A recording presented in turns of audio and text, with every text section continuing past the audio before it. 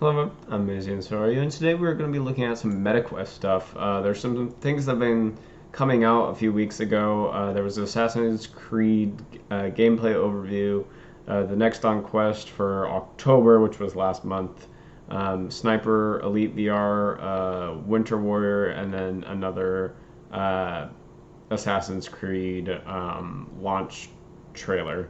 So kind of want to look at all these. So without further ado, let's get right into it.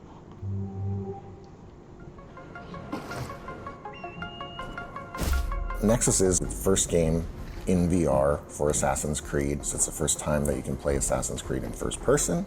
It's the first time you can play multiple assassins in the same game. So across 3 different settings, 3 different assassins, and the full range of iconic AC actions like Hidden Blade, Stealth, Combat, Leap of Faith, Parkour, Climbing, Throwing Knives, all these types of weapons, the Tomahawk of Connor, all of that stuff we put in the game because we really wanted to make it a true AC experience. Oh, nice. They actually allow you to parry. Parkour is obviously one of the iconic AC actions that we think players are going to be really excited to do in Nexus. Running across the rooftops in large open urban areas is something that really is so fundamental to the brand that I didn't feel like we could compromise on it. So the team has done some amazing technical wizardry to allow the player to basically approach all these maps from 360 degrees. You can see it, you can climb That's awesome. You can parkour it. So from Venice to Greece to Boston and even new areas like Newport for Connor, they're all what we call open map environments. The player can traverse on the ground, scale the walls, climb the rooftops. VR allows you to perceive depth in the environment beyond, when you play on a TV screen, on a normal screen. This is really defining for Assassin's Creed, and the way you can look at the environment and see all obstacles and buildings and basically everything you can see that you think you can grab on, you can in-game. So it's really intuitive as well and organic. When you look at the world in Nexus, you see basically handholds, 90-degree surfaces that you can grab. So you're actually using your hands, you're pulling yourself up the side of the building. There's flinging, so you can actually throw yourself up sideways, even backwards, like across a street, which is really cool to do. There's sort of feet-to-feet jumps where you're landing and you keep going. Then there's feet-to-grab jumps, so you jump, you have to grab, mantle, and keep going. Or there's, these swing bars. You're sprinting, you're parkouring, you jump, you grab the swing bar, you do this gesture, just like you would in real life, which is what VR is all about, right? Trying to simulate the actual experience, and then you keep going in that flow. That's so cool. How do you stealth? Yeah. It is a stealth-first game, sneaking around, peeking around corners with even something as simple as like grabbing the corner of a building and pulling your camera, your head over and kind of leaning and peeking to see an enemy. We've even built in things like cracks and holes in the walls where you can kind of peek through there, and it's a use of head tracking there, but you feel really sneaky and you're spying on the guards in the other room. In the environments, you'll have dynamic objects, a vase, whatever. You can pick them up, you throw it, it'll crash on the ground and make a sound and distract a guard that way, and you're actually doing the physical throw yourself.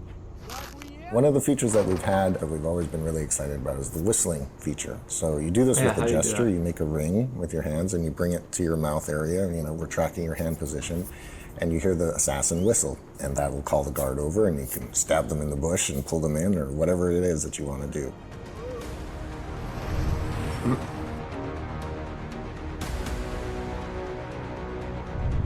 The Hidden Blade, I would say, is the most important feature in the game, really, if I had to pick one. You pull the top trigger on the controller and you flick your wrist open and the blade comes out. Everybody who tried it, it was always their favorite thing in the game. As we know, Connor and Ezio both have dual hidden blades, so we featured that in the game. Nice. But what is really neat about Nexus is this is the first time that players will get to play Cassandra with her hidden blade.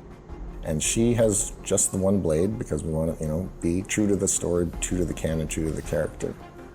Well, there's obviously combat, and you can try and fight your way out of situations. It's really motion control, so you slash your sword, you move yourself forward and back, and you can dodge a bit on the side. It's really blocking, attacking, and what we call opportunity windows. So when you block, an enemy will come and swing their weapon at you, and you need to physically put your sword or tomahawk in the way of it and block just like you would imagine it happening in real life. then you'll stagger them and create this opportunity window that you can then follow up with strikes and do more damage. We want to create this sense of fighting like a master assassin, but it's going to take time to learn it because you're actually doing your physical gestures and having to time things. They all have a primary weapon. Connor has the tomahawk, Ezio and Cassandra both have a sword. They all have some kind of ranged weapon. Connor and Cassandra both have bows, and Ezio has the one-handed crossbow. They all have throwing knives and smoke bombs. So you feel familiar and comfortable playing these assassins with the sort of core weapon set that they have, but there's also some nice specialization of who they are. So once you've learned the basics of combat as well as the advanced combat moves, you can put this all together and take out a group of enemies master assassin style. So for example, you come in from a rooftop, you air assassinate the first enemy, take your throwing knife to finish the second one, pull out your bow, take down the third one, and then draw your sword or tomahawk and engage the last one in combat and finish with a hidden blade lunge. Another iconic AC experience is, of course, air assassination, right? It's really thrilling to do in VR and in first person. So there's even some additional nuances that are part of it. So for example, if you're sprinting, your air assassination distance will be increased. So you can sprint to the edge of a rooftop, hit the button, and fly further and have even a more dramatic long jump kind of kill. Even using the bow as you jump into the air assassination, that slow-mo that we turn on can give you enough time to fire an arrow in midair like a badass master assassin. That's awesome. That's so cool. So comfort for VR is really essential, it's key because we don't want them to feel any nausea. That was a priority from the start. Luckily, I've been working on this subject for quite many years. There is lots of options to make full locomotion in the world comfortable. There is vignetic system, there is a tunnel vision. It's quite effective to make the game comfortable.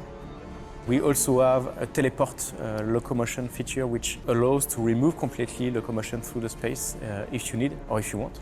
Auto parkour is one that allows basically parkour to be done automatically, so you just have to look where you want to go. You are going to see previews of the jumps you're going to make, and you don't need to press buttons, you don't need to do particular actions, but we had to make sure that it still feels like Assassin's Creed and it still feels like you are doing parkour and you are making the choices. Also doing the leap of faith. That's amazing in VR. Might not be for everyone, or it might be helpful for some people. Yeah. We developed that feature called Fear of Height, so it allows you to turn on and off some grid to basically show you what's the ground in your real play space. Oh, you can even that's cool. toggle a 3D grid around you, and it allows you to understand that actually your ground is very close by, so it helps people that might be afraid of heights, even if you can't reach out, or it's uncomfortable to reach out over your shoulder, or it's uncomfortable for you to hold buttons, or things like that, then we have something for you. We try to really develop many features to make the game fun and enjoyable by everyone through testing of comfort and accessibility of the game. We've seen that almost everyone can be comfortable with the game. There's a feature for them because we developed lots of comfort features and we developed lots of accessibility features. That's awesome. Yeah, people ask the question a lot of how do you play 3 assassins in 3 settings in the same game and have it make sense narratively? So the idea is that you're an elite player hacker that is undercover for the Brotherhood and is now working for Abstergo. Dominica Wilk is the main character from Abstergo who has you jumping through memories of 3 different assassins who have at some point in their lives encountered these artifacts that Abstergo is looking for.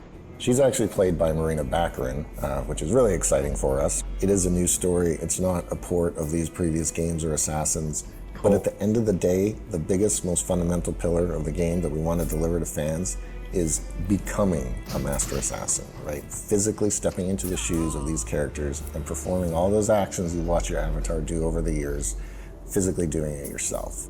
And that is the real fantasy of Nexus, is That's so cool. Being a master assassin yourself.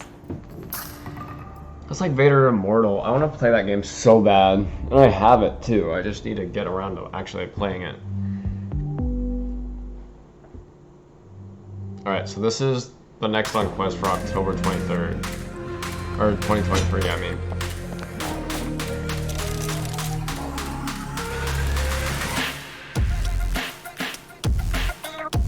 This is definitely copyright. Nice.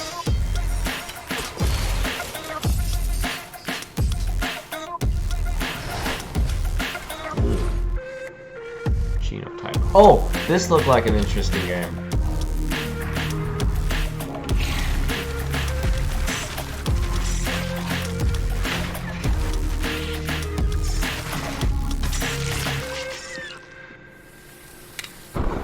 This kind of looked interesting, but I don't know. I don't know about this one.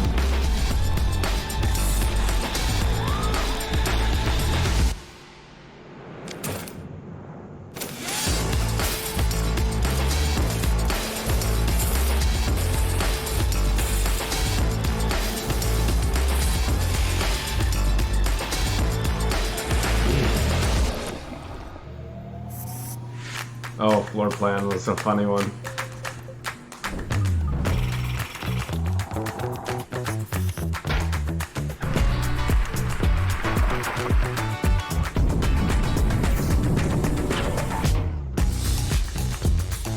And this was just snowball dodgeball.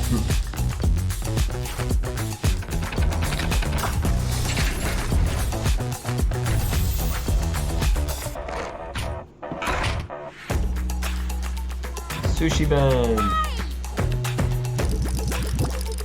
Oh, you gotta like do the whole thing, holy smokes.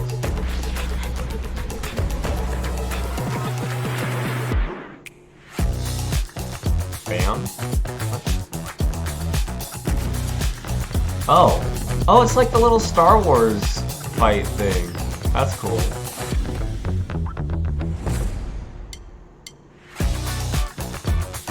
Nice. That's cool.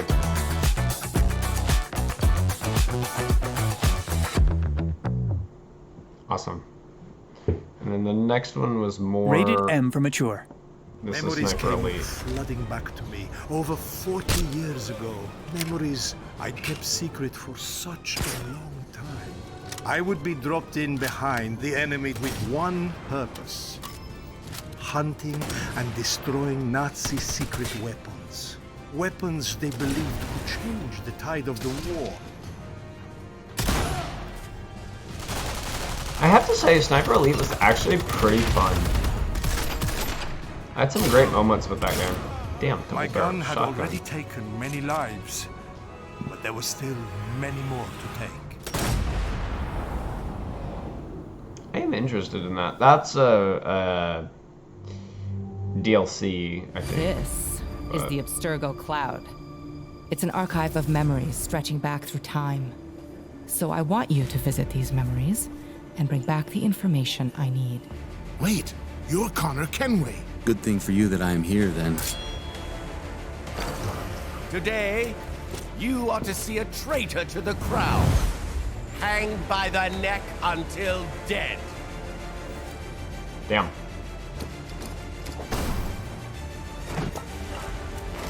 For his crime, the penalty is death. Not bad for your first time in the Animus.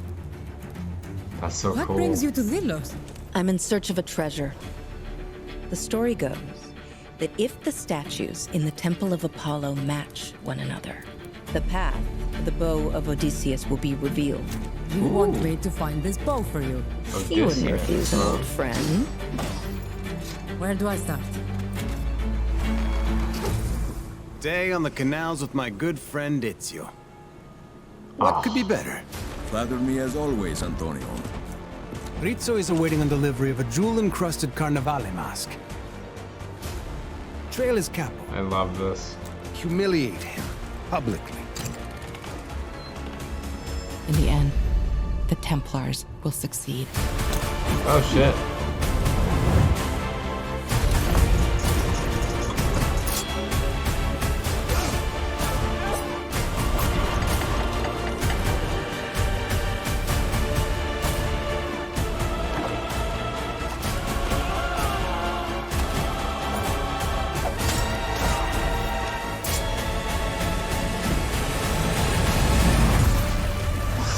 So cool. I'm so excited for that.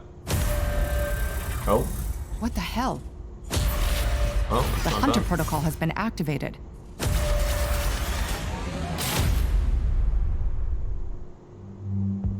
Okay. Alright, interesting. I guess it has. Well, that was all that I had for us today. I want to thank you so much for watching, and I'll see you in the next one. Bye.